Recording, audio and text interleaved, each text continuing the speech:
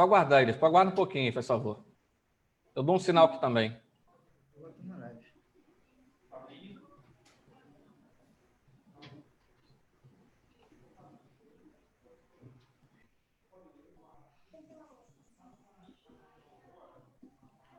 Internautas, aqui Elias Carvalho, diretor do Grupo Folha do Caparaó, Notícias. Hoje, no nosso programa Ponto de Vista, nós estamos com o Wanderson Amorim, na redação de Cachoeiro Itapemirim, nosso editor-chefe, nossa jornalista Fernanda Zanonati, direto de Venda Nova do Imigrante. E hoje nosso convidado é o conselheiro do Tribunal de Contas, Rodrigo do Carmo Coelho. É isso? Coelho do Carmo. Coelho do Carmo. O conselheiro Rodrigo, ele vai falar da importância do Tribunal de Contas nesse momento, onde os municípios, os estados, na maioria deles estão em estado de emergência, de calamidade, e são compras emergenciais e a atuação do Tribunal de Contas nesse momento, onde, talvez até pelo acerramento político no Brasil, a gente vê aí um acompanhamento grande, um monte de fake news, enfim, superfaturamento disso ou daquilo. Enfim, a gente vai ouvir do conselheiro toda a atuação e o trabalho. Mas antes, nós gostaríamos de colocar um breve currículo, né, do seu currículo, da sua vivência na área pública, para que as pessoas que hoje têm muita saudade do Rodrigo, né, do nosso conselheiro Rodrigo. E nesse jeito novo da gente se encontrar, né, diante das dificuldades, nos deixa triste pelas dificuldades que são impostas. Eu comecei na vida pública pela política, ainda lá em 2000, disputando uma primeira eleição, fui candidato a vice-experiência na Assembleia, que foi muito rica. Disputei uma eleição em 2010, fui primeiro suplente de deputado estadual, como secretário de governo. Uma bandeira e uma ação que ficou muito marcada foi o orçamento participativo, você lembra? Isso deu muito vigor àquela comunidade, ela passou a participar, conhecer os seus mecanismos e as suas ferramentas de planejamento da despesa pública. Então foi importante porque, além de escolher a destinação do recurso, também faz uma formação, além de outros serviços que estavam ali colocados, mas eu não vou me alongar muito aqui. Na passagem pela Secretaria de Estado de Assistência Social, Trabalho e Direitos Humanos, nós fizemos um programa de combate à pobreza extrema à época, o Incluir, que dentro dele acabou se criando a Bolsa Capixaba, foi um programa reconhecido nacionalmente naquela época. Em seguida, eu voltei para a Assembleia Legislativa, fui presidente da Comissão de Assistência Social no primeiro mandato, depois eu disputei a reeleição, venci a reeleição, quando assumi a suplência, por coincidência, essas coincidências da vida, eu assumi quando o conselheiro Rodrigo Chamon, então deputado, foi da Assembleia para o Tribunal de Contas, eu assumi a vaga do conselheiro Rodrigo Chamon na Assembleia. E depois fui candidato à reeleição, ganhei a reeleição, fui presidente da Comissão de Justiça da Assembleia Legislativa, retornei ao Estado para a Secretaria de Trabalho, Assistência e Desenvolvimento Social, depois retornei à Assembleia, fui presidente da Comissão de Educação, líder do governo, e aí finalmente tomei posse em agosto de 2018 como conselheiro do Tribunal de Contas do Estado do Espírito Santo, função da qual eu me orgulho e me honra muito.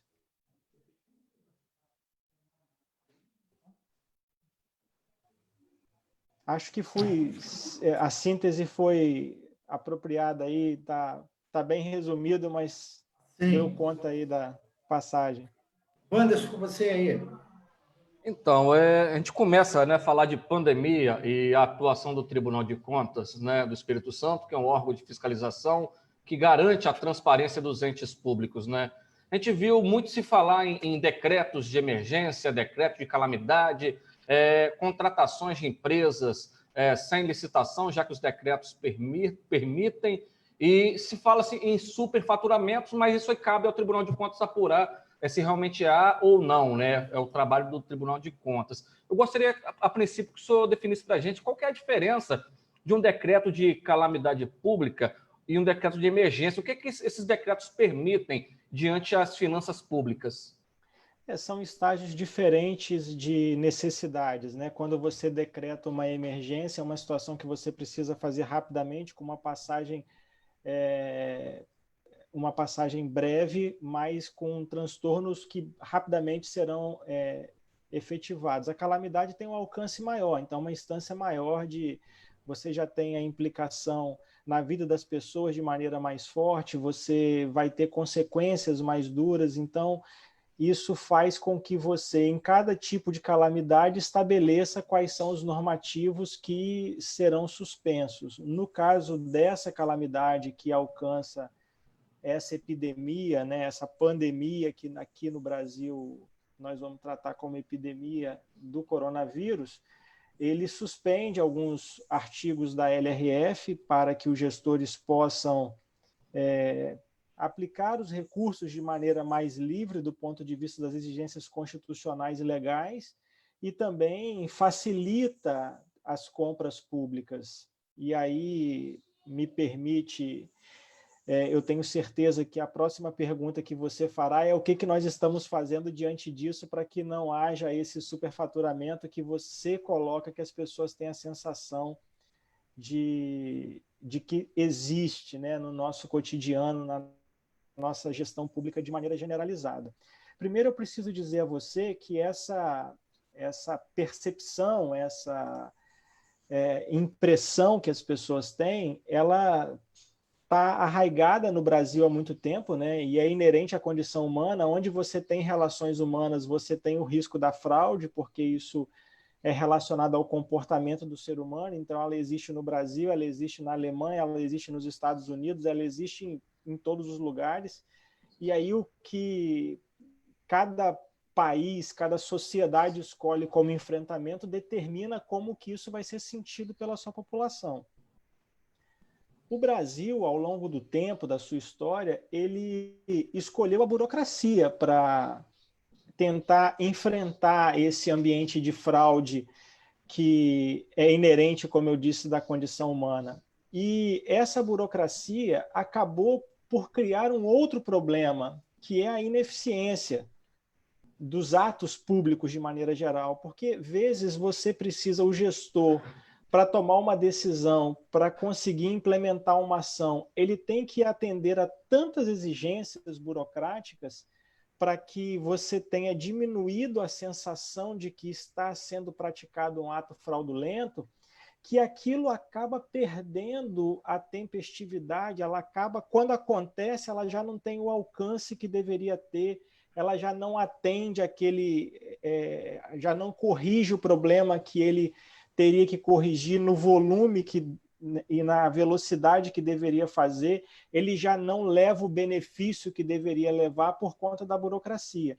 E quando você retira essa burocracia por conta de um decreto de calamidade, há a sensação de que não se tem o que fazer, porque agora está tudo liberado, as pessoas fazem como querem, e nada é desse jeito. Primeiro, eu preciso trazer aqui uma informação, eu estou até aqui consultando, né? Tem estimativas da ONU para o gasto com corrupção e a perda de dinheiro com corrupção e a perda de dinheiro por ineficiência. Em períodos similares, a ONU diz que o Brasil perdeu 200 bilhões por ano com corrupção, o que é deletério, é terrível, enfim, não se tem como comparar, e que perdeu 200 bilhões de reais e 68 bilhões de dólares com ineficiência. Então, se você colocar preço de hoje e multiplicar 68 por 5,30, que está o dólar aí nessa oscilação daqui para ali, você vai encontrar mais de 300 bilhões de dinheiro que foi mal gasto, que foi ineficiente. Perdão, Elias, eu não ouvi, seu microfone está desligado. São milhões ou bilhões? Com B de bola. É muito dinheiro, conselheiro. É muito dinheiro. Mas o que eu estou tentando mostrar é que a ineficiência ela é um mal tão grande ou maior do que a corrupção. Então, nós precisamos atacar efetivamente a corrupção, né? E aí nós precisamos trazer os mecanismos de transparência, a cultura de transparência, a cultura e o comportamento, né? Porque o que vai fazer cultura é a insistência em um comportamento, o comportamento de integridade. A partir da lei anticorrupção, você vai vendo as empresas falarem muito em compliance e agora em integridade, você vai ouvindo muito falar da política de governança, é um termo que é recente no nosso vocabulário, né, dos gestores públicos, mas ele vem alcançando cada vez mais importância. E eu tenho, para mim, claramente a crença de que se nós tivéssemos, ao invés de escolher a burocracia rígida e excessiva, adotado efetivamente programas de integridade, nós teríamos decisões mais ágeis, com a vigilância necessária para que as fraudes não acontecessem. E caso elas acontecessem, com mecanismos efetivos para que elas fossem penalizados os responsáveis, para que através do acometimento de uma fraude, o responsável fosse penalizado. As formas de fazer isso, elas são complexas e variadas, eu gastaria aqui um tempo que vai consumir toda a entrevista se eu fosse entrar neste aspecto, mas eu só estou querendo dizer que é importante que a gente diga que existem mecanismos que a gente precisa avançar neles, né? As pessoas precisam desejar que os gestores públicos, as gestões públicas, tenham programas de integridade, estabeleçam programas de integridade, isso a partir do controle interno. O controle ganha importância nesse cenário, porque vai permitindo que se tenha transparência. E nós estamos num ambiente favorável, porque segundo o ranking da Transparência Internacional, o Espírito Santo é o estado mais transparente nos atos relacionados à Covid-19. E é mais transparente com muita distância em pontuação de outros estados importantes da federação. Então, nós temos um ambiente favorável, né, para fazer isso. Mas, diante disso, eu queria trazer essa construção para que as pessoas percebam que existem mecanismos menos burocratizados. Quando você fala na calamidade que não precisa fazer licitação, não significa que não existe regramento. Não significa que não exista atos com transparência, porque todos os atos para aquisição de equipamentos, para contratações de serviços e de bens, eles precisam ser publicados. E essas publicações devem ser informadas. No Tribunal de Contas, nós temos um núcleo de informações estratégicas que, além de ser informado, ele acompanha as publicações, os diários, ele acompanha a imprensa, porque a imprensa também dá muita notícia, tem muitos canais, e aquilo que chama atenção, que precisa de ser acompanhado, esse núcleo que coordena uma equipe interna dentro do Tribunal de Contas, ele vai fazer fiscalização efetiva sobre essas contratações. Antes de tudo isso, os jurisdicionados do Estado do Espírito Santo foram informados por ofício que o tribunal faria essa atuação, então não é uma atuação que está sob segredo, que as pessoas não saibam o que esteja acontecendo, ela é pública, né? Todos os jurisdicionados do tribunal foram informados, aqueles que têm necessidade de contratação emergencial, efetivamente, eles foram informados que seriam fiscalizados, que deveriam informar, e quando você percebe alguma coisa que precisa de ter algum acompanhamento, alguma investigação, neste sentido das contratações, com este caráter que você me pergunta, da preocupação com superfaturamento, o Tribunal de Contas começa a fazer a fiscalização de maneira mais direta, requerendo informações diretamente ao jurisdicionado, porque o fato de você levantar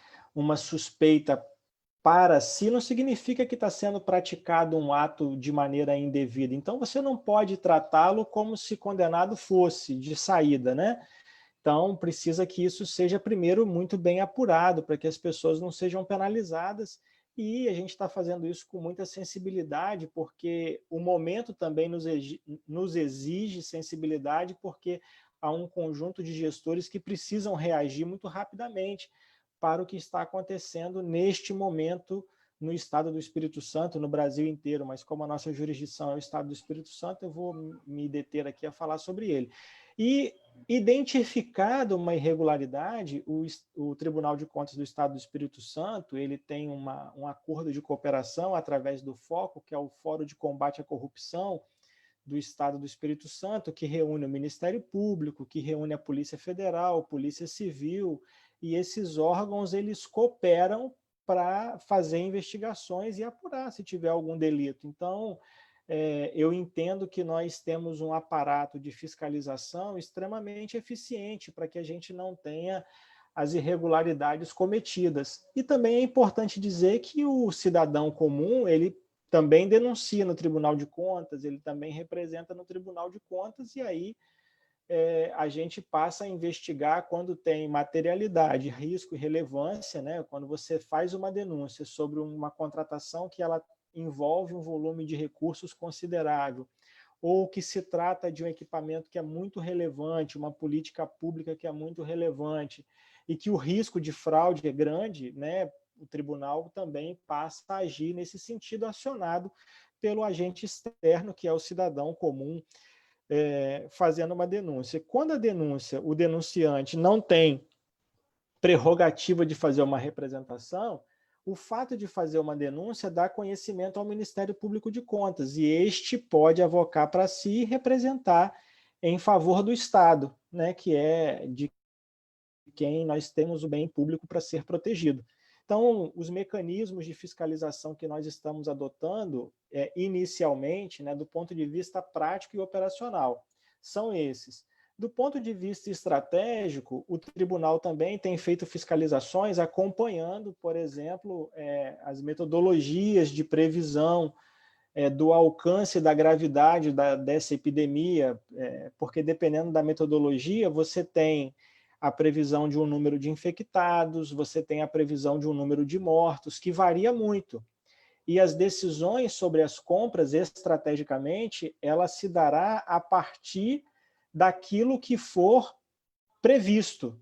Então, se você prevê que o seu número de infectados será de 100, você vai comprar medicamentos e equipamentos para tratar de 100.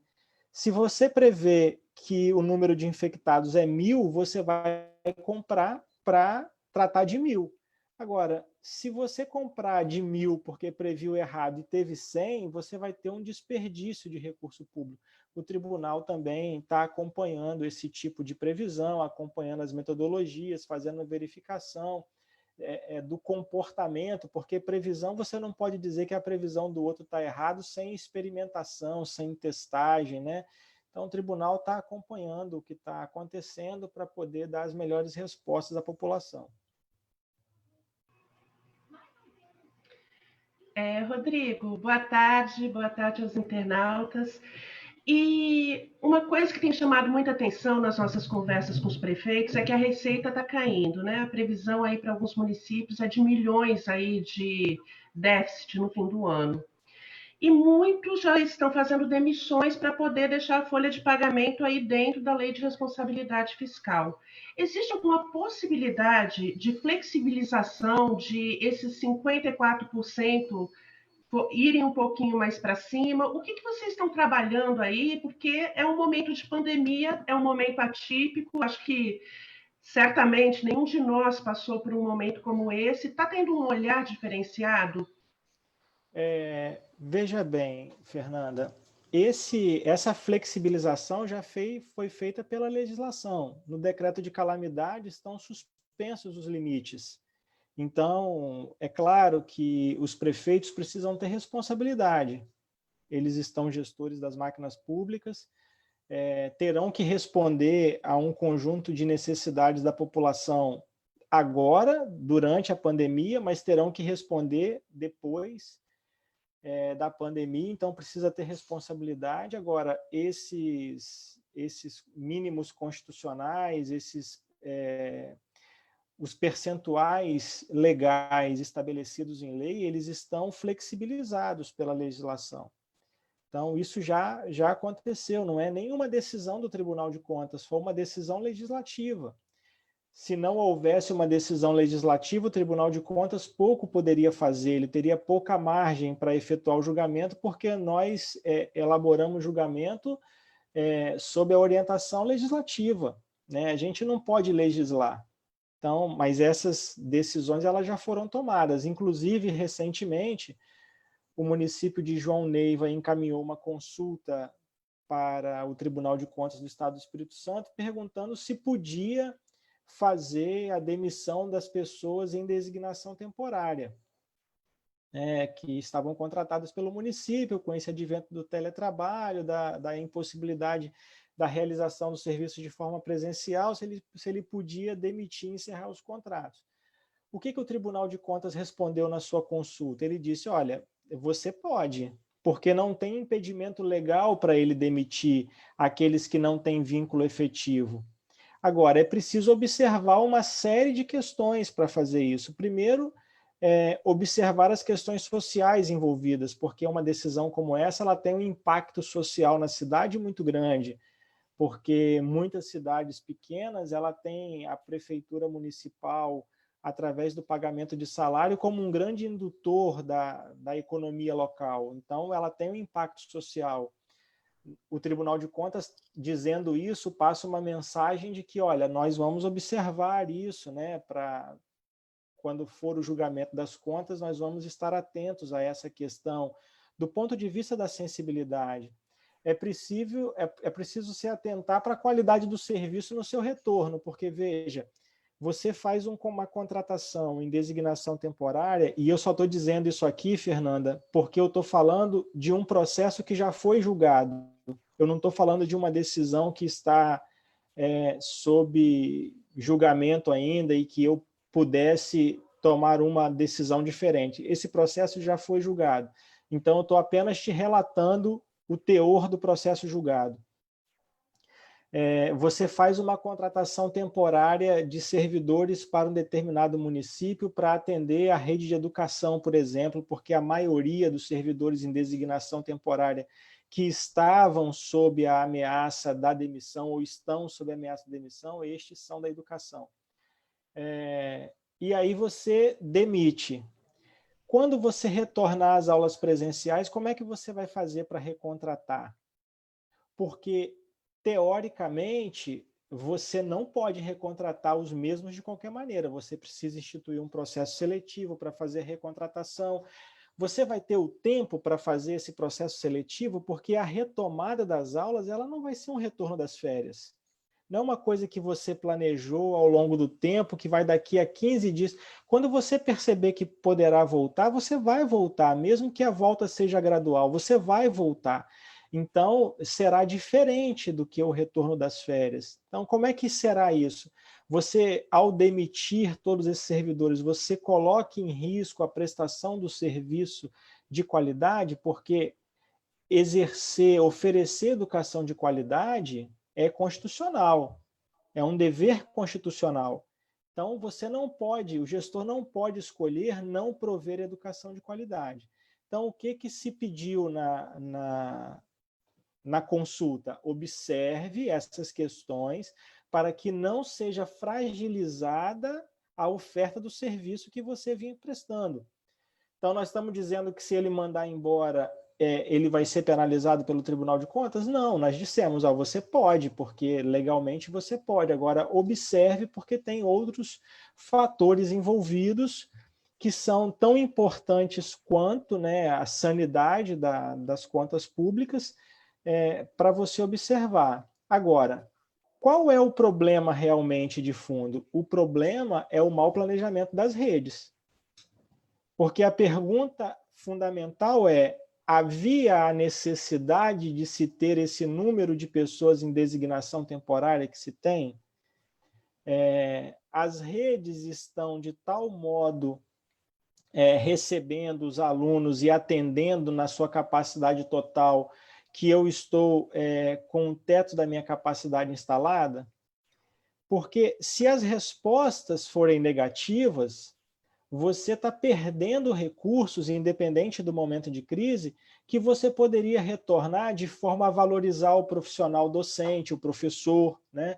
Que você poderia estabelecer uma melhor infraestrutura nas redes, nas escolas públicas e oferecer assim mais segurança para os alunos.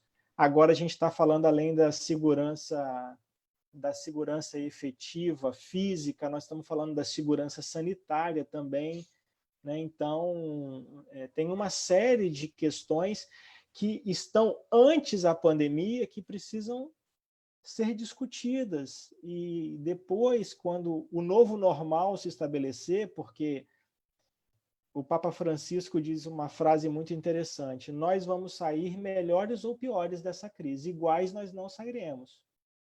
Então, baseado nessa afirmação de sua santidade, a gente entende que quando for estabelecido esse novo normal em que nós não estaremos iguais, nós vamos precisar discutir como é que a gente faz para entregar um serviço público de qualidade às pessoas, porque nós não podemos, o risco que nós estamos correndo é de perder uma geração inteira na educação. O risco que nós estamos correndo é de colocar a saúde da nossa população à mercê das suas próprias escolhas, mas sem a quantidade de informação necessária para que ele bem decida ou bem escolha. Entende? Então, a gente precisará discutir a administração pública com esse olhar de qual é a necessidade ofertados. Então, esse problema que está acontecendo agora, ele é fruto de um comportamento anterior, né? Em que você não conseguia ter ter redes bem planejadas, porque, veja bem, a educação, ela dá aos entes federados autonomia. Então, cada um constitui a sua rede, da maneira que entende que é necessária. Qual é o problema disso? O problema é que muitas decisões são tomadas a despeito da vontade do gestor. Por quê? Porque ele precisa resolver um problema que bateu na porta. Então, para resolver aquele problema, muitas vezes é tomada uma decisão imediata para a solução daquele problema, mas que talvez não fosse ele que devesse resolver, devesse ser outro ator que devesse resolver. Eu estou falando aqui especialmente dessa relação Estado e municípios, né? Nós verificamos num processo no ano passado em que nós aferimos as redes públicas municipais e estadual do Estado e verificamos que existe uma certa ociosidade na rede. Em alguns lugares, uma ociosidade preocupante. Nós dissemos lá, estabeleçam um regime de colaboração, porque isso vai dar melhores condições de oferta. Não é uma coisa fácil de fazer, mas é necessário que seja enfrentado. E agora essa necessidade fica mais urgente, a meu ver. Conselheiro, depois eu quero prosseguir nesse assunto, mas eu tenho que voltar atrás porque eu tenho perguntas aqui. E a pergunta que a gente tem aqui como fazer uma fiscalização numa situação que a gente teve durante a pandemia, por exemplo, quando se comprava uma máscara numa farmácia a 30 centavos, R$1 uma máscara, e a mesma máscara chegou a custar R$5. Você custava um álcool gel a R$3,50, R$4, ele chegou a ser comprado a R$15. Quer dizer, você teve municípios e estados comprando todos esses produtos por preços variáveis, né? Como identificar aquilo realmente que foi alta do mercado com aquilo que realmente é um superfaturamento desse tipo de compra?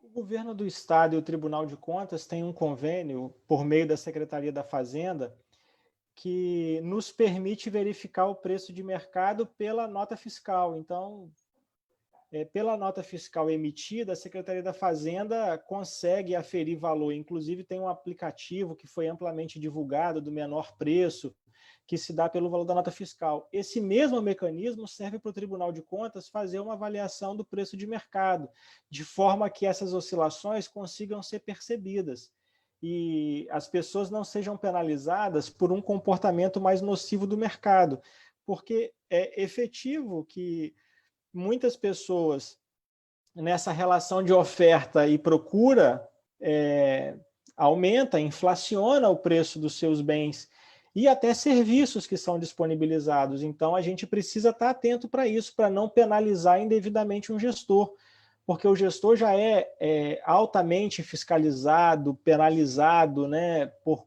muitas questões que têm relação com o que a gente chama de conformidade, né? Você observou a norma que vai para além dele ser bem intencionado ou não. Ele pode ter a melhor intenção, ele pode ter feito a melhor coisa, mas ele tem que ter feito aquela coisa do jeito certo. Se ele errou o lançamento contábil, vai ser penalizado. Se ele errou uma conformidade aqui, se ele não observou um parâmetro da legislação. Então, essas questões, o tribunal tem sido bastante sensível para não penalizar as pessoas que, na verdade, de muito boa fé, e muitas vezes elas conseguem ser percebidas, né, nos processos, porque se assim não forem, a gente não pode considerá-las, né?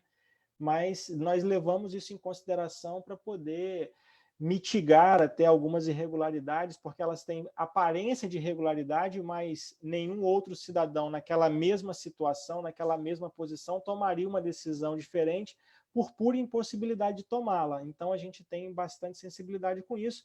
E, como eu te disse, nós temos os mecanismos tecnológicos para fazer essa aferição de maneira mais rápida e mais segura.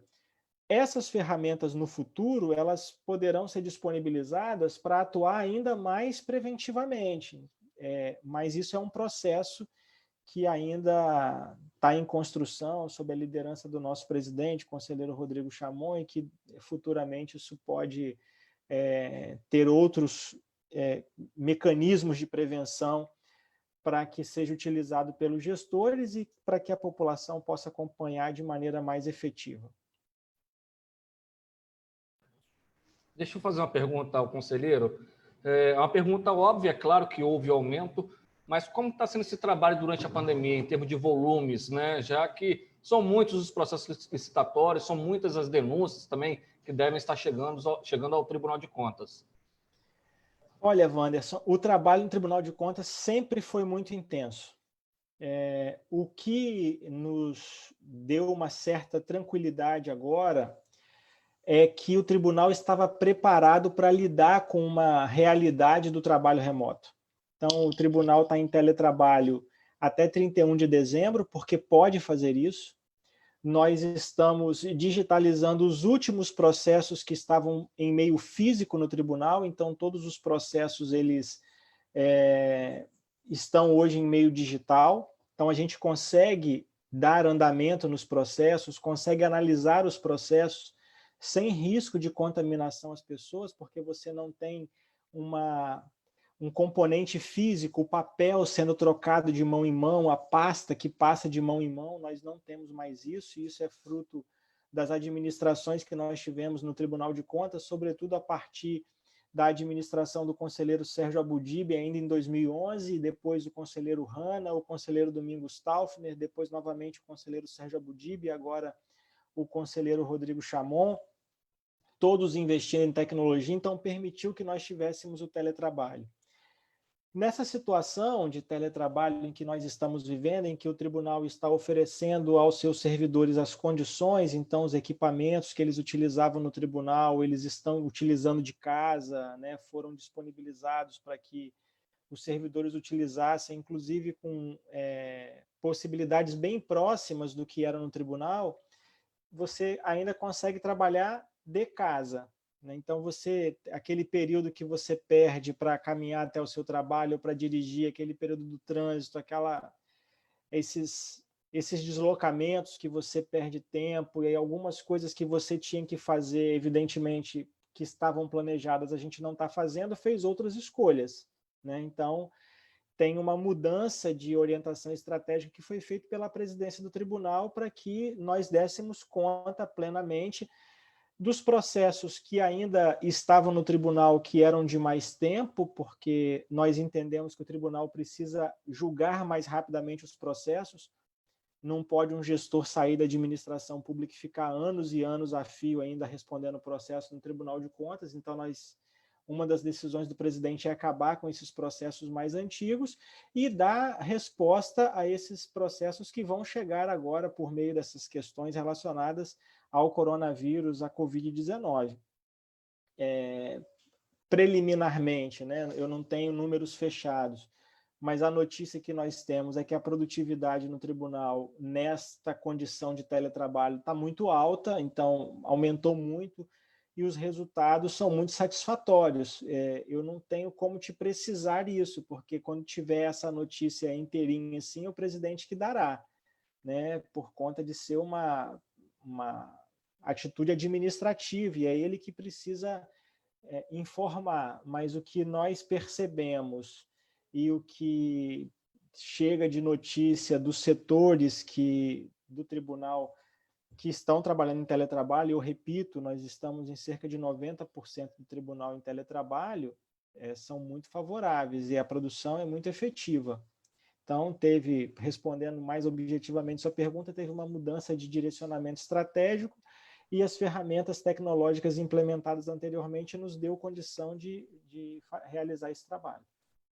Fernanda, tem uma pergunta para o conselheiro? Pois é, uma dúvida, na verdade, Elias. Esse dinheiro que vem do auxílio do governo federal, ele também vai ser fiscalizado pelo Tribunal de Contas daqui, conselheiro? Recurso federal é fiscalizado pelo Tribunal de Contas da União. E nós temos uma subsidiária do Tribunal de Contas da União aqui em Vitória, né? E aí eles é que são responsáveis pela fiscalização desses recursos. Nós somos responsáveis pela fiscalização dos recursos estaduais e dos recursos municipais. Conselheiro, a gente discute nesse momento de pandemia, onde a economia também está em crise, e é o que a gente ouve dos economistas a nível mundial, é que essa crise vai se aprofundar, a crise econômica ela vai se aprofundar muito nos próximos meses e anos.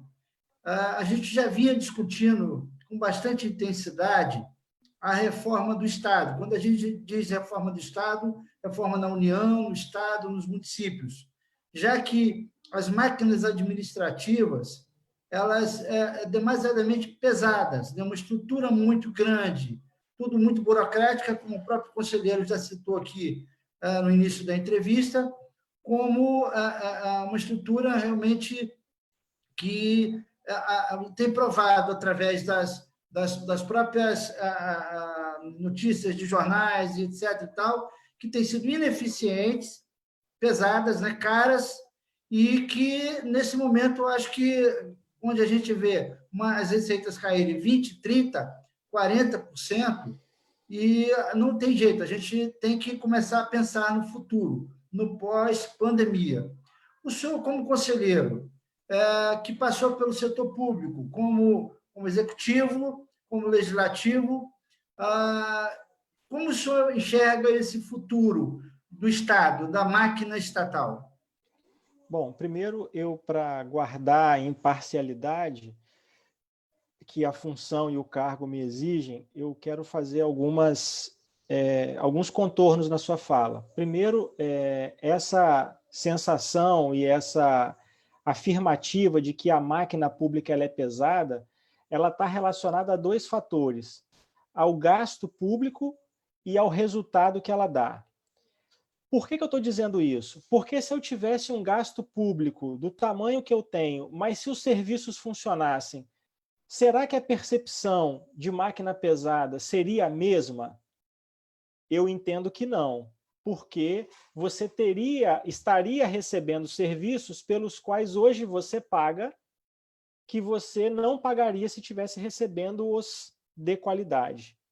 Então, a primeira coisa que nós precisamos identificar é isso. E por que isso é importante? Porque isso determina que ações eu vou tomar. Que ações eu vou tomar para fazer com que os serviços melhorem. Se isso vier somado a uma diminuição do custo da administração pública, ainda melhor. Mas o foco efetivamente constitucional deve ser na qualidade dos serviços que são prestados à população. Então, Sim, há uma ineficiência comprovada.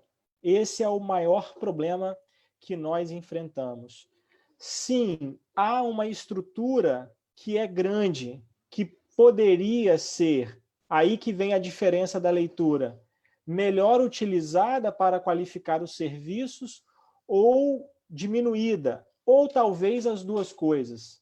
Aí que os gestores vão precisar refletir, cada um na sua bandeira ideológica, na sua caracterização programática, refletir para que decisões tomar.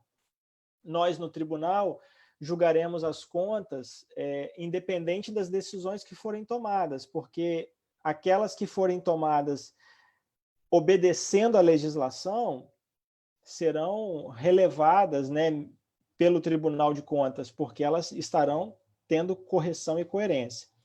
Agora, falando do momento seguinte, que foi a provocação que você me fez, vou voltar à Sua Santidade o Papa Francisco. Nós sairemos melhores ou piores? O que nós vamos fazer para que coletivamente a gente saia melhor? O poder público, ele vai ser indutor da mudança, e aí, se ele for indutor da mudança, ele terá uma participação muito grande no resultado de melhoria ou piora da nossa condição social coletiva, ou ele pode ser reativo. A sociedade muda o comportamento e a administração pública reage à mudança que foi estabelecida. Eu entendo que, por força da responsabilidade que assume voluntariamente quando disputa uma eleição, o gestor deveria avocar para si a coordenação dessa mudança de comportamento. E eu quero dar exemplos a você, Elias, do que eu estou falando, porque algumas coisas já estão acontecendo, outras coisas aconteciam há muito tempo. Vamos lá. Nós estamos vivenciando neste momento, em muitos municípios brasileiros e então municípios capixabas, a vacinação contra a gripe. Eu pergunto a você, a vacinação está acontecendo nos postos de saúde onde deveriam acontecer, onde aconteceriam normalmente? Em muitos municípios, não. Eles estão acontecendo onde? Eles estão acontecendo em escolas, eles estão acontecendo em espaços abertos por drive-thru. Por quê? Porque as unidades de saúde, elas se mostraram equipamentos físicos insuficientes para promover segurança sanitária do cidadão que vai atrás da vacina. Diante disso, eu te pergunto, os postos de saúde vão continuar do jeito que eram antes? Você vai poder, em cada bairro, botar um postinho pequenininho, apertadinho, para atender as pessoas de maneira muito aglomerada? Você não vai poder ter as unidades de saúde desse jeito. Por outro lado, os gestores de saúde, durante muito tempo, diziam, olha, a porta de entrada do serviço de saúde é o posto de saúde. Mas aí a gente dava uma dor de barriga e ia para o hospital. Ia para o pronto atendimento do hospital, onde está lá aberta para tratar urgência e emergência, o que não é uma dor de barriga simples, né? Claro que podem ter dores de barrigas que são casos urgentes, mas a gente preferia ir para o hospital. Pergunto a você, será que nós vamos querer continuar indo para o hospital, sendo que a gente sabe que se a gente for lá, a nossa exposição à doença é maior? Porque você quer ir para algum hospital agora, Elias? Você pode pegar coronavírus, você pode pegar Covid-19 lá. Então você não vai, porque você tem a consciência hoje de que se você for ao hospital, preferencialmente, você estará exposto à doença. Então, eu estou levando em consideração essas informações, eu quero dizer o seguinte, você está mais suscetível a receber de mim a informação de que é para você procurar o posto de saúde, mas para você receber bem essa informação, o posto de saúde tem que ser mais acolhedor.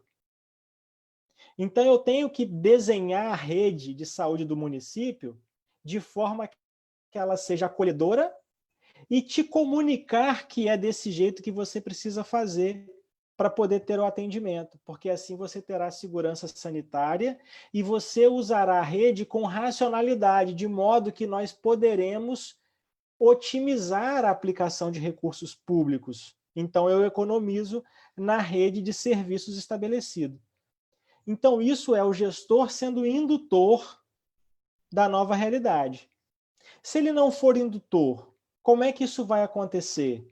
Se as unidades continuarem todas da mesma maneira, se a mensagem da procura não for da mesma maneira, as pessoas vão tentar se ajustar da maneira que elas conseguirem com informações escassas. Muitas aumentarão a vulnerabilidade porque não terão acesso a serviço algum, então ficarão expostas a uma condição de contágio, de doença, de não ter o processo curativo de alguma doença mais simples, porque não houve a procura, o tratamento devido. Isso aqui eu estou só usando o elemento da saúde, mas eu posso avançar. Posso dizer assim para você, olha, as escolas públicas, a gente fala que as pessoas têm que se higienizar, elas precisam estar com uma distância de 1 metro. As salas de aula, você senta meninos um atrás do outro.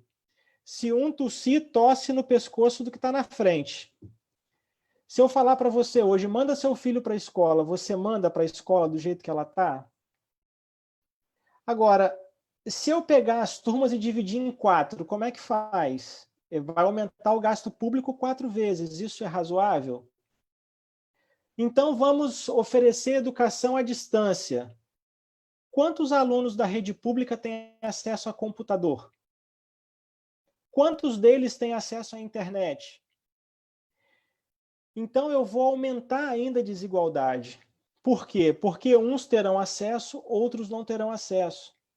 Mas eu vou além. Digamos que eu resolvo, eu tenho salas de aula grande. Onde que o menino se higieniza na escola? No banheiro. Se as salas de aula são apertadas, os banheiros são mais apertados ainda. Os lavatórios para higienização vão ficar dentro do banheiro ou vão ficar do lado de fora do banheiro?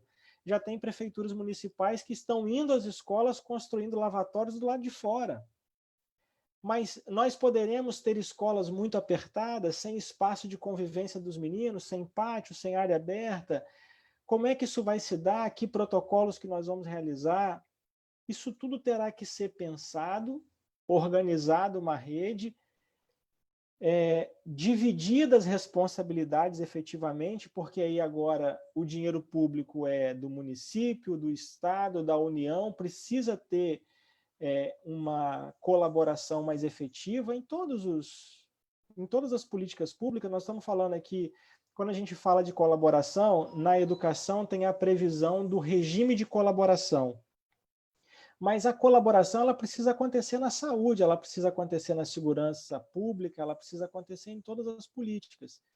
Hoje nós estamos acompanhando no Brasil esse momento de mudança e de fragilização na oferta da aprendizagem pelo poder público às nossas crianças, o que põe em risco, já disse, uma geração inteira, né? E o que os gestores têm reclamado, eu tenho acompanhado muitos webinários, eu tenho acompanhado muitas palestras, é da falta de coordenação nacional da política de educação. Eu não quero entrar no mérito se há, se não há, eu estou aqui trazendo uma informação de que os gestores públicos de educação têm se queixado muito da ausência da coordenação nacional. Essa ausência é que eu entendo que o gestor não pode praticar, ele não pode escolher ser ausente, ser reativo no retorno, ele precisa se antecipar e ele precisa levar em consideração todos os fatores que estão à sua volta. E se eu pudesse hierarquizar como isso funcionaria, porque se você me perguntar das soluções e eu te dissesse que eu tenho as soluções, eu estaria mentindo para você, porque essa não é uma afirmativa que uma pessoa vai construir sozinho. Mas se eu pudesse hierarquizar a forma como essa solução deve ser encontrada, identificada, a meu juízo, você deveria ouvir as pessoas que estão vivenciando as dificuldades na rua. Por quê? Porque elas têm uma percepção do que está faltando a elas, daquilo que aflige.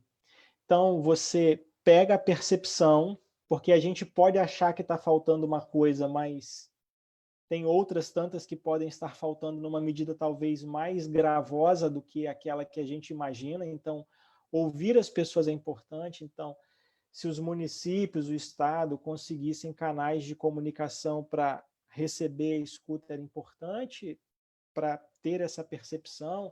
Talvez será pelos conselhos estabelecidos, né? Porque nós temos muitos conselhos, conselho de educação, de saúde, de defesa do consumidor, de assistência social, de segurança alimentar, enfim, conselho de segurança. Você tem muitos conselhos, então pode ser, de repente, através dos conselhos que você vai ter essa percepção. Depois que você colher as percepções, você precisa de uma equipe técnica para sistematizar as decisões, as percepções e trabalhar possíveis soluções tecnicamente organizadas. E aí ir para o espaço de decisão.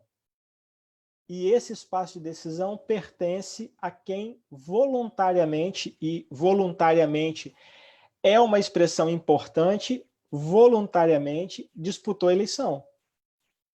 Porque ele diz, quando disputa a eleição, olha, eu posso te representar para tomar essa decisão difícil.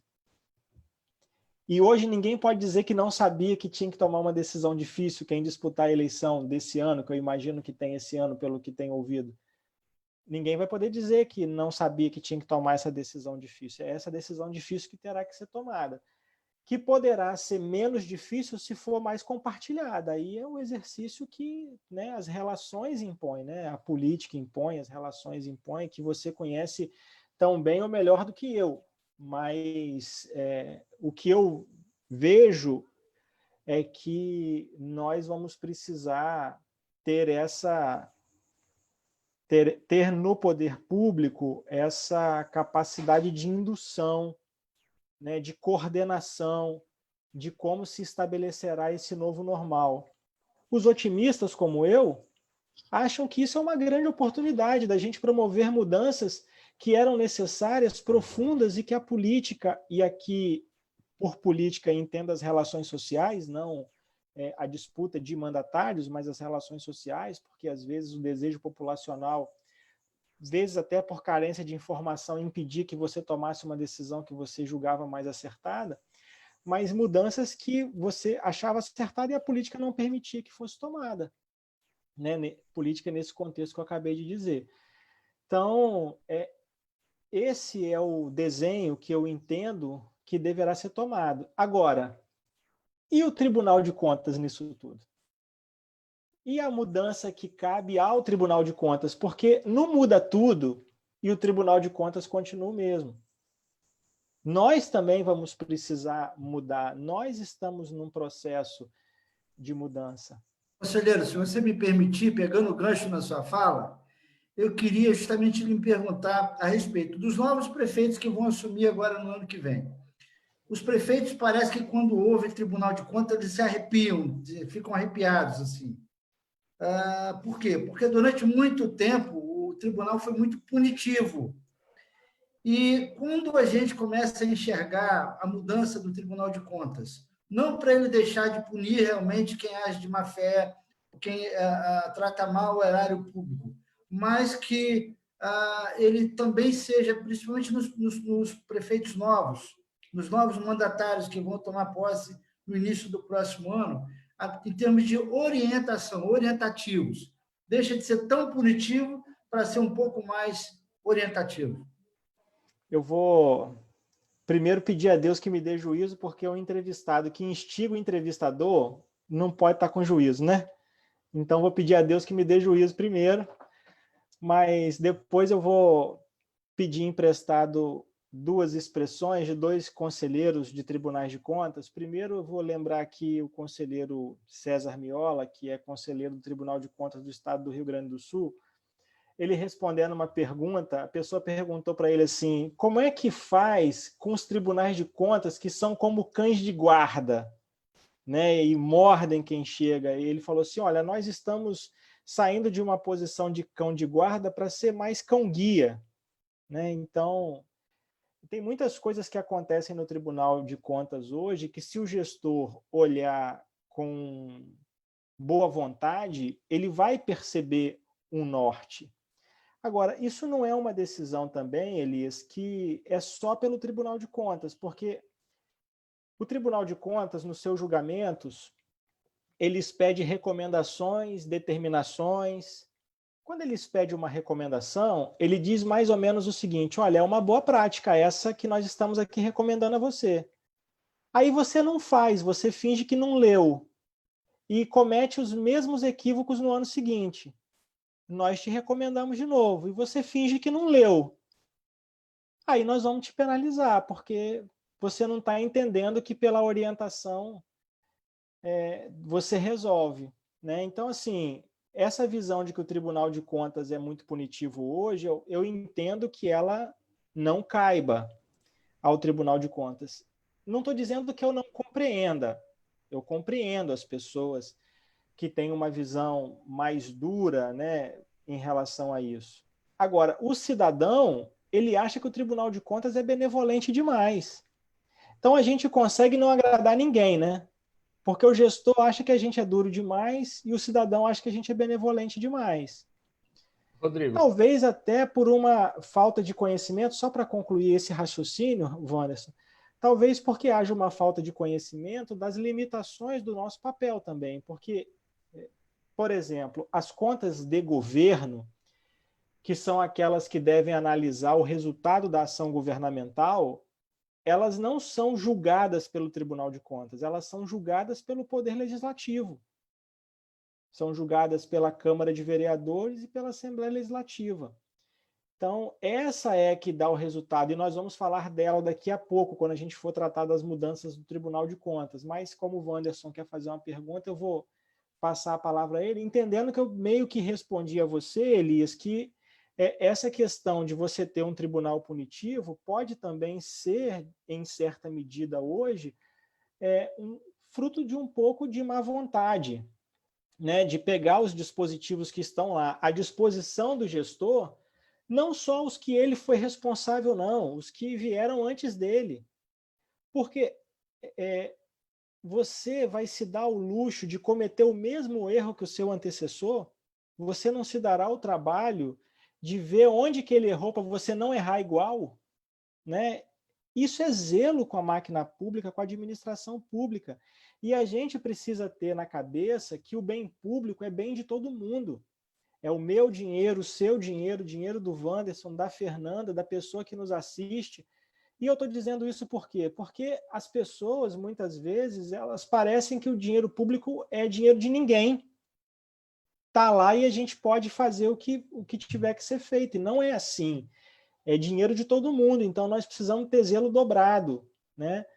Então, o tribunal ele tem procurado exercer a sua função, ele trabalha com a conformidade, ele verifica os atos de gestão que estão equivocados, ele penaliza, ele alcança o ressarcimento algumas vezes, ele multa o gestor quando é o caso, mas ele tem apontado, tem muitas direções. Olha, nós estamos aqui relevando essa irregularidade, é uma irregularidade que não trouxe um dano, mas recomendamos que você não faça assim, porque isso pode gerar um dano. Aí você precisa observar isso também, né? Porque senão perde o sentido. Né, Wanderson, por favor. Depois a gente volta na mudança dos tribunais de contas. Assim, ainda nessa mesma linha da questão punitiva, eu acompanho dia após dia o trabalho do Tribunal de Contas, né?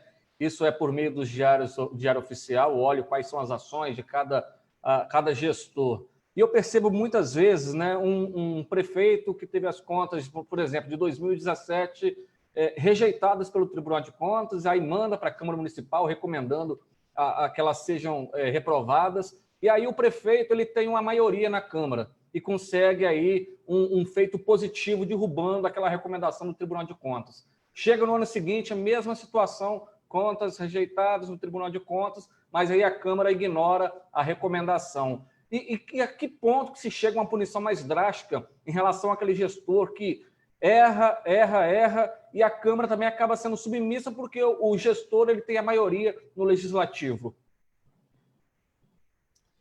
Wanderson, isso foge à nossa competência. Aí é um ambiente político que determina. É a imprensa local que vai dar informação do que está acontecendo, é a população que vai se manifestar a partir daquilo que acha que está incorreto. Enfim, aí está na estrutura organizacional política brasileira, né? E até porque o que o tribunal está fazendo é avaliando uma conta de governo, avaliando o resultado, teoricamente, nas contas de governo da ação governamental. Eu tenho uma teoria sobre isso, que eu acho que é o pilar básico da governança pública. Tenho trabalhado na elaboração de texto para falar disso, né? Fiz uma palestra na Amunis o ano passado sobre essa temática, porque eu entendo que as pessoas precisam ter mais preocupação com aquilo que foi pactuado, porque, veja bem, no ambiente de governança, o que é essa governança? Eu tenho dinheiro, quero investir o meu dinheiro numa empresa, só que eu não sei administrar a empresa, então eu delego para um presidente. Aí, você é presidente, você vai investir o meu dinheiro, mas você vai devolver para mim a informação. Eu quero saber o que você está fazendo. E a partir daí se estabeleceu mecanismos de governança, conselhos, enfim. Isso acontece com o dinheiro público. Como é que isso se estabelece? Você, Wanderson Amorim, se candidata a prefeito, a governador, prefeito do seu município, governador do seu estado, e a legislação eleitoral te manda registrar um programa de governo. O programa de governo é um documento que você tem liberdade de fazer, liberdade total, você pode dizer o que você quiser ali, você pode dizer o que você vai fazer, e aí você apresenta esse programa de governo para a sociedade. Ele fica público no site lá da Justiça Eleitoral. Então, você deu publicidade a todo o programa de governo. E a pessoa que vota em você, ela vota porque você vai fazer aquilo que você disse que vai fazer. Eu pergunto a você, o cidadão passou a ter o direito de você fazer o que você prometeu? Eu entendo que sim. Você não era obrigado a dizer que ia fazer aquilo, mas à medida que você diz que vai fazer e eu te dou o voto, o cidadão te dá o voto para você fazer, é meu direito te cobrar que você faça aquilo. Se você não fizer, aí eu vou tomar as decisões que me cabem. Qual é o papel do Tribunal de Contas nisso? Dizer se você fez ou se você não fez aquilo que você prometeu. Na minha avaliação. Então, o que eu faço? Eu pego o seu programa de governo, comparo com o seu PPA e com seus orçamentos e vou vendo se você está executando aquilo que você prometeu que ia executar. E se aquilo está dando o resultado que você achou que ia dar, porque você vai colocar lá os indicadores que tem que melhorar, enfim. E aí, o que eu vou devolver para a Câmara Municipal? Olha, Câmara de Vereadores, Assembleia Legislativa, o Wanderson Amorim, ele não implementou o que ele disse que ia implementar no programa de governo dele. Educação piorou, saúde piorou, segurança piorou. Eu acho por isso que as contas do Wanderson devem ser rejeitadas. Se elas serão rejeitadas ou não, aí já não é com a gente mais, porque a gente devolveu transparência à população para a tomada de decisão. Certo? Porque quando eu devolvo um parecer, eu estou dando transparência, porque transparência não é eu comunicar um fato, é eu comunicar um fato de maneira que a pessoa entenda o que ela está recebendo. Então, eu estou comunicando que ele não fez aquilo que estava delegado a fazer e estou dizendo por quê. Porque o parecer prévio do Tribunal de Contas é uma peça que as pessoas deviam ler com mais carinho. Eu acho que, chegando no Poder Legislativo, devia pegar o parecer prévio e distribuir nas comissões. Um pedaço para política tal, um pedaço para política tal, porque tem muita informação rica lá. Aprovar ou rejeitar as contas não é o mais importante, é o que dá mais impacto. Mas o mais importante é você compreender o que está lá, as fragilidades que aquela política pública tem e corrigir os problemas. E tocar a vida para frente. O parecer prévio do Tribunal de Contas é um documento técnico, ele não é um documento político. Ele é utilizado para exercer uma decisão política, mas ele é um instrumento técnico. E esse instrumento técnico precisa ser utilizado para tomada de decisão, para boa tomada de decisão. Lembra aquela hierarquização que eu falei? Houve quem está na ponta que tem a percepção, sistematiza pelos técnicos, vai no elemento de tomada de decisão. Nós vamos analisar na sistematização aqui, por meio da atividade de controle. Aí você fala, mas o Tribunal de Contas tem um conjunto de técnicos que os municípios não têm, mas os municípios têm a possibilidade de implementar controles internos também e de qualificar esses controles internos para ser uma prévia do que chegará ao Tribunal de Contas. Não para se proteger do parecer do Tribunal de Contas, mas para, a exemplo do que faz o Tribunal de Contas, ele fazer para qualificar a ação que ele está exercendo naquele momento, à frente da gestão, à frente do governo. Então, assim, a gente não pode tomar uma decisão de organização da máquina pública para se proteger do Tribunal de Contas, para prestar conta corretamente. A gente tem que organizar para dar o bom resultado. Se der o bom resultado, a prestação de contas bem feita será uma consequência disso. O parecer prévio pelas contas, pela aprovação das contas, será uma consequência disso. E eu entendo que é para este lugar que o Tribunal de Contas precisa cada vez mais ir. Por que eu estou dizendo cada vez mais ir? Porque hoje a gente não faz, por conta da luz da legislação, e eu não posso dizer que está totalmente errado não fazer, mas eu entendo que nós podemos aprofundar, isso é uma opinião muito pessoal, não é uma opinião do Tribunal de Contas, é uma opinião pessoal, pode ser que um ou outro conselheiro tenha uma opinião diferente dessa que eu estou dando, e eu vou repetir, não significa dizer que eu estou certo e ele está errado, ou que ele está certo e eu estou errado, são pontos de vista diferentes, então a gente está construindo neste ambiente de mudança a percepção daquilo que tem que ser feito. Alguns entendem como eu entendo que tem que ser feito o que eu estou dizendo aqui, dessa análise do resultado da ação governamental, levando em consideração desde o programa de governo, mas entende que para fazer isso, para que isso seja feito, tem que ter uma previsão legal mais explícita, mais direta, né? Porque esse direito que eu falei de que o gestor cumpra aquilo que ele prometeu, né? Que é a terminologia mais popular, ele é um direito subjetivo, ele não está lá dizendo que você tem que compatibilizar o programa de governo. O programa de governo ele morre a exigência dele na Justiça Eleitoral. Você apresentou ele à Justiça Eleitoral, disputou a eleição, ele já cumpriu o seu papel, enquanto para nós não, ali é só o começo, ali é o nascedouro do que vai ser o resultado da ação governamental.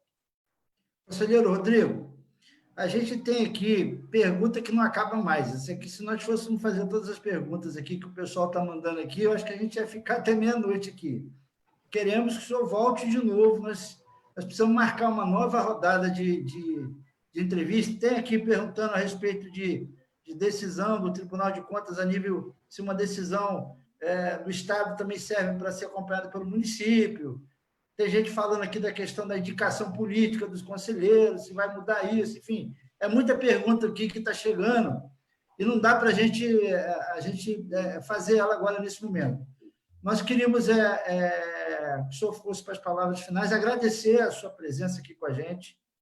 É muito rica essas informações, são informações pela quantidade de participação aqui de pessoas aqui mandando para a gente, mostra que o interesse do setor público, inclusive de pessoas de populares aqui perguntando, fazendo pergunta, como há necessidade de uma comunicação melhor, né, dessa questão do papel do Tribunal de Contas com a comunidade, nos municípios. Foi importante a gente descobrir isso aqui na prática com a sua entrevista. Eu vou colocar aqui para a Fernanda, para a Wanda, se eles têm mais alguma pergunta. Não, eu estou satisfeito, Elisa. Eu queria enaltecer o trabalho do Tribunal de Contas, né? Eu que acompanho essa área política, né? Essa área dos gestores públicos, é muito importante, porque a gente percebe que garante a transparência dos gestores, e aí, lá na frente, é o eleitor que vai fazer juiz aí se aquele político que errou, que vem insistindo em errar, merece ou não o seu voto. Fernanda? Conselheiro, eu queria agradecer e adorei a reflexão do senhor, né, quando o senhor falou sobre saúde pública, sobre educação. Eu espero que a gente aprenda muito com essa pandemia, para lá na frente, quando ela acabar, a nossa saúde pública ela esteja aí perfeita, né, para atender toda a demanda da população. Agradeço muito o senhor e até a próxima. Conselheiro? Elias, eu que agradeço imensamente. Na condição de conselheiro, também sou um servidor público e devo respostas a essa população, então é sempre um prazer poder utilizar canais como esse para poder conversar com as pessoas, dar informações, esclarecer. Eu entendo que nós precisamos dar muita informação sobre o Tribunal de Contas, porque é uma instituição ainda que as pessoas conhecem pouco o seu papel e o seu alcance, né? O Tribunal de Contas tem um alcance muito grande, ele pode contribuir muito e contribui muito com a sociedade capixaba, e eu entendo que sempre que vocês entenderem por bem pautar o Tribunal de Contas e eu puder contribuir nas reflexões com vocês, eu estou aqui inteiramente à disposição para responder as perguntas dos nossos internautas, diversas perguntas em todas as características, né? Essa pergunta sobre as indicações políticas que fazem dos conselheiros. É importante dizer que não existe o método perfeito de escolha de conselheiros. Hoje, a Atricom, que é a associação de membros, né, a Associação de Conselheiros no Brasil de Tribunal de Contas, e o Instituto Rui Barbosa, que é o instituto que reúne os tribunais de contas no Brasil, ele apresenta uma proposta de emenda constitucional que altera um pouco essa escolha de conselheiros, porque hoje nós temos 7 conselheiros em cada tribunal de contas, e nós somos 33 tribunais de contas no Brasil.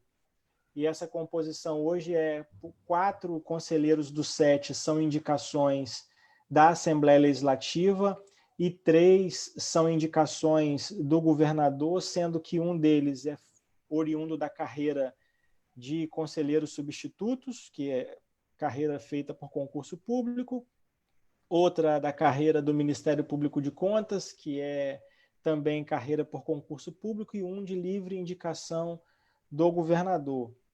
Esses escolhidos pelo governador, sabatinados na Assembleia. A proposta da Atricom e do Instituto Rui Barbosa é que, dos 4 indicados pela Assembleia, um seja indicado pelo governador, oriundo da carreira de auditores do Tribunal de Contas. Então, nós teríamos 3 indicados por concurso, 3 indicados pela Assembleia Legislativa e 1 indicado pelo governador por livre escolha, o que, para a composição de uma corte, né, que precisa ter pensamentos diferentes, porque a decisão do tribunal ela é evidentemente melhor do que a decisão de um conselheiro, porque ela é a soma de 7 conselheiros que vêm de uma composição distinta.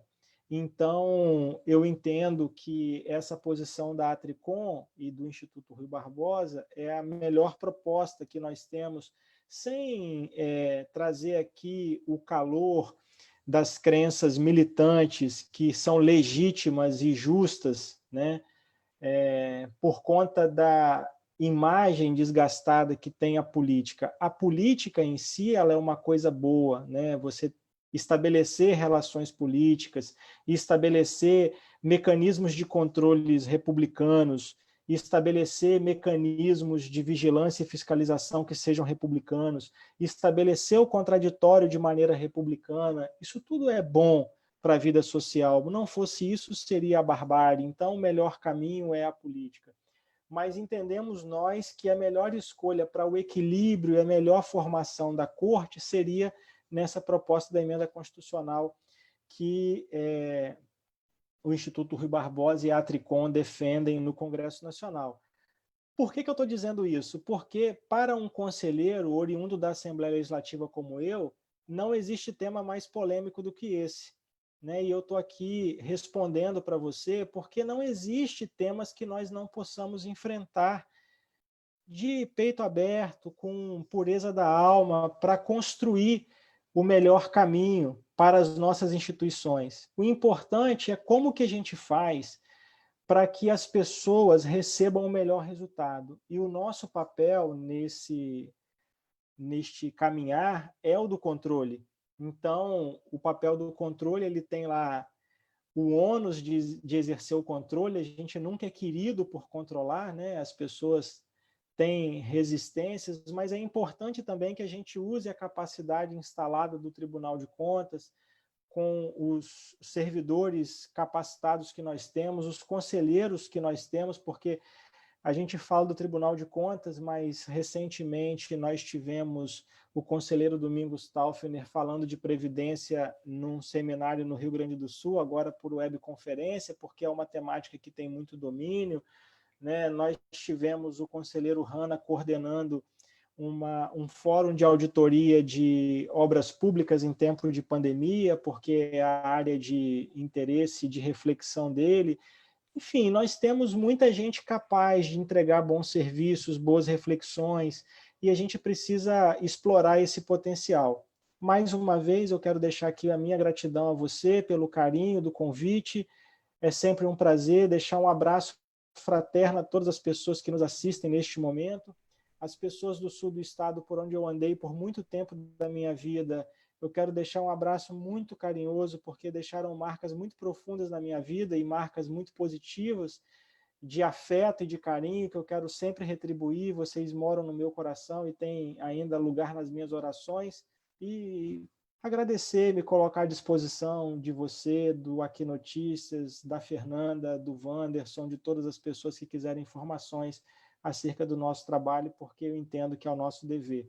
Muito obrigado, boa tarde e até a próxima, se Deus quiser. Olha, só para terminar aqui, o senhor tem uma grande leitora, o conselheiro é leitora, Kátia Quedeves, lhe mandando um abraço, um beijo carinhoso na família. E assim, o que eu falei, a gente ficaria aqui mais 1 hora tranquilamente, que dada a questão das perguntas, provavelmente nós vamos marcar uma nova entrevista mais à frente para a gente entrar nesses assuntos, porque é muito grande essa seara das coisas públicas. É importante, como o Wanderson falou, a gente vir realmente para público, esclarecer, mostrar de peito aberto, como o senhor falou aí, a respeito do trabalho do Tribunal de Contas e a importância do Tribunal de Contas no setor público, onde nós dizemos, eu digo que o município é onde é o lugar que a gente vive, né? Então, esse olhar do Tribunal de Contas, a quanto ele é importante para todos nós. Muito obrigado, um grande abraço, fique com Deus. Um abraço, Rodrigo Coelho, até a próxima. Um abraço a vocês todos, muito obrigado. Tchau.